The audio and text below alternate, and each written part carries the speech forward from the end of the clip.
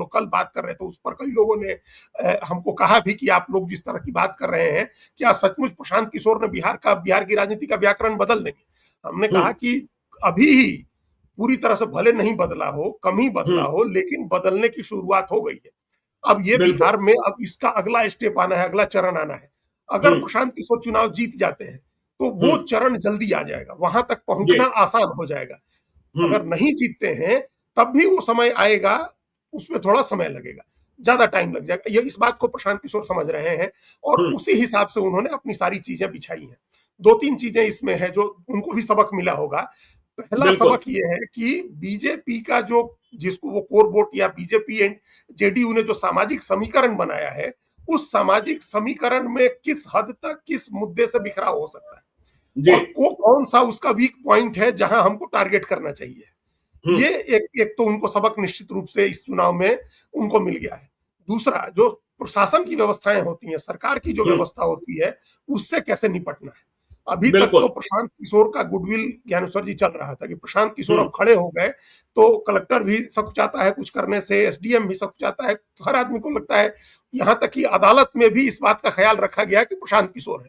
तो बिल्कुल। ये जो ऑरा है, जब प्रशांत किशोर अस्थाई विपक्ष हो जाएंगे या मुख्य विपक्ष हो जाएंगे बीजेपी जेडीयू के, एनडीए के, तब उनके प्रति ये सद्भाव नहीं रहेगा।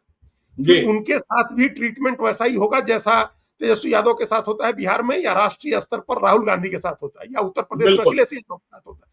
जब उस तरह का ट्रीटमेंट होगा तो ये एडवांटेज खत्म हो जाएगा। तब वो कैसे लड़ाई लड़ेंगे?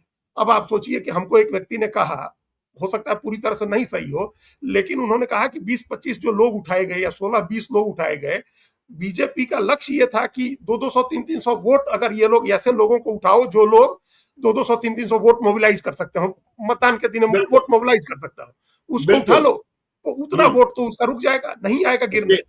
हम्म। तो वो उनका नुकसान होगा प्रशांत किशोर का। तो ये बड़े पैमाने पर हो सकता है, आगे एक प्रयोग के तौर पर हम इसको देख रहे हैं।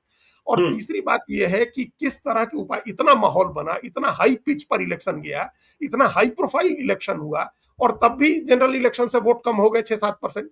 बिल्कुल। तो ये जो ऐसा कैसे हुआ कि प्रशांत किशोर ने इतनी मेहनत की, भारतीय जनता पार्टी ने इतनी मेहनत की और वोटर नहीं निकला? हम ये भी नहीं कह सकते हैं, क्योंकि अभी अभी ही एसआईआर होकर के खत्म हुआ है, तो हम ये भी जी। नहीं कह सकते हैं कि वोटर लिस्ट में मृत मतदाता है या अस्थायी रूप से शिफ्ट हो गए मतदाता है या फर्जी मतदाता है। यहाँ तो जो व्यक्ति अभी है 3,80,89,000 जो भी कहा जा रहा है, 3,89,000 की अगर कॉन्स्टिट्यूएंसी है, तो हर व्यक्ति है, हर व्यक्ति ने अपना प्रमाण पत्र दिया होगा अभी पिछले साल जून जुलाई में, अगस्त तक बिल्कुल। चला था ना एसआईआर, उसमें दिया होगा। जी। तो वो लोग कहाँ चले? अब मान ले कि कुछ लोग, नौजवान पीढ़ी जो बाहर चली गई रहने, दिल्ली बॉम्बे रहती है, बेंगलुरु रहती है, काम करती है, पढ़ाई करती है, इसके बावजूद बड़ी आबादी है, और हम लोग इस पूरे बांकीपुर के इलाके को, पटना आने वाला हर व्यक्ति जानता है, पटना के जिस भी इलाके में बिहार का आदमी आकर के आमतौर पर जाता है, वो सारा इलाका बांकीपुर में आता है। तो बिल्कुल। उस इलाके में हम लोग सघन आबादी है, ये भी हम लोगों ने देखा, इसके बावजूद वोटिंग परसेंटेज नहीं बढ़ा। तो ये क्या चरित्र है बिहार के मतदाताओं का? कौन सा चरित्र है? तो ये कुछ 2-3 चीजें प्रशांत किशोर को इस चुनाव में समझ में आई होंगी।